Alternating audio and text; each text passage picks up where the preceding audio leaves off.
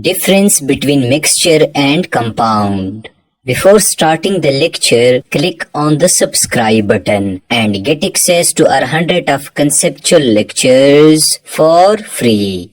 Now, what are the differences between compound and mixture? Well, when two or more than two elements are combined together chemically, it is known as a compound. For example, hydrogen and oxygen are elements. When they combine together chemically, they form a compound commonly known as a water.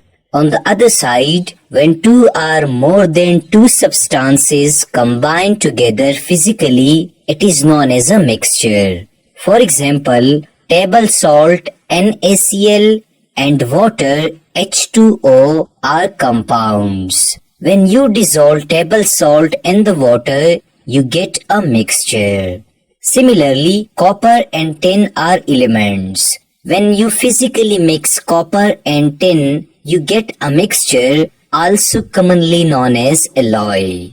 Secondly, in compounds, particles lose their original properties. For example, hydrogen and oxygen are gases. But when they are combined together chemically, their original properties change and becomes a new substance or water. In mixture, particles retain their original properties. For example, when you add some pebbles to the water, both the pebbles and the water retain their original properties. Thirdly, compound always has homogeneous composition. For instance, you cannot spot the particles of oxygen and hydrogen in the water. On the other side, mixture has either homogeneous or heterogeneous composition. For example, you can spot both pebbles and water in this mixture. Fourthly, components of the compound cannot be separated by any physical method. For example, you cannot separate hydrogen from oxygen in the water by any physical means, while components of the mixture can be separated by physical method. For example, you can separate pebbles from the water by filtration. Fifthly, every compound has its own chemical formula. For example, chemical formula of the water is H2O.